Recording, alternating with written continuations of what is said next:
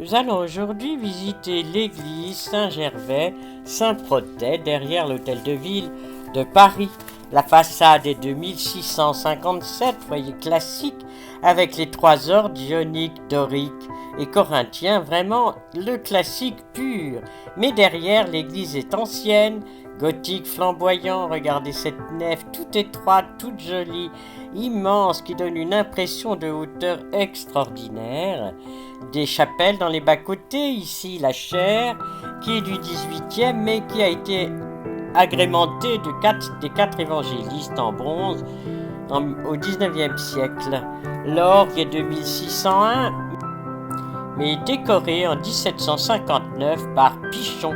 Ce qui l'a d'étonnant, cet orgue, c'est qu'une famille y a joué et était organiste pendant 170 ans, la même famille, de père en fils. Les Couperins, dont François dit le Grand, fut organiste de 1685 à 1723, donc c'est vraiment extraordinaire d'avoir la même famille pendant 170 ans. Voilà les bas-côtés avec les différentes chapelles, les unes rajoutées au cours des siècles. Et nous voilà dans la chapelle de la Vierge qui est de 1517 mais qui a été revue et corrigée au 19e avec la statue d'Eugène Houdinet, la Vierge à l'enfant. La religieuse ici est dans le chœur, dans la nef centrale en prière. Voilà le maître-autel avec la dormition de la Vierge qui est une pierre de 1320.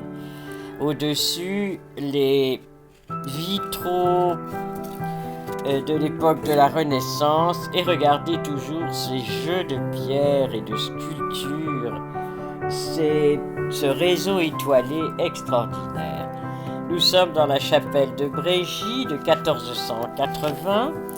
Et là, il y a la famille Potier avec monsieur et puis madame Marguerite de Pirey-Luxembourg et leur fils en marbre blanc. Et là, le tombeau de Michel Letellier, le fameux ministre de Louis XIV, qui vécut de 1603 à 1685.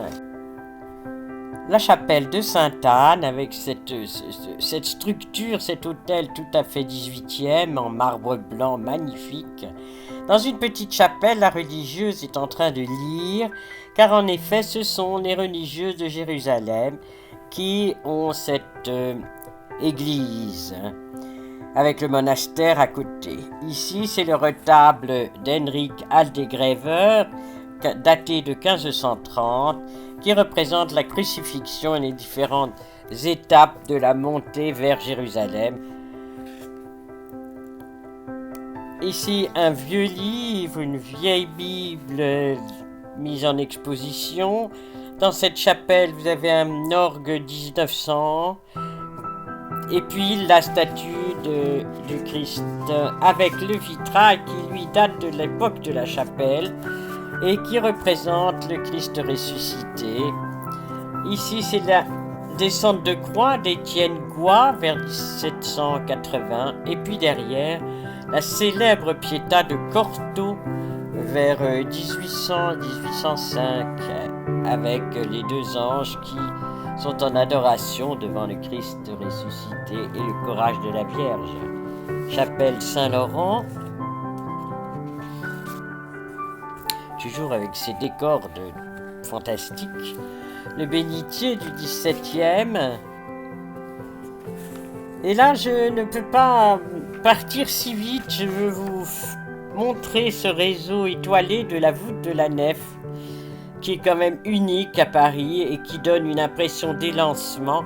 Tout cela voulu par l'architecte, mais ça demande un art de la construction tout à fait extraordinaire.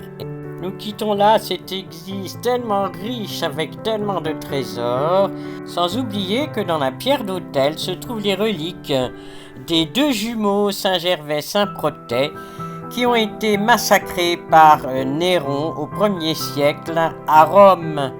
Voilà, je vous dis à une autre visite, à bientôt et au revoir.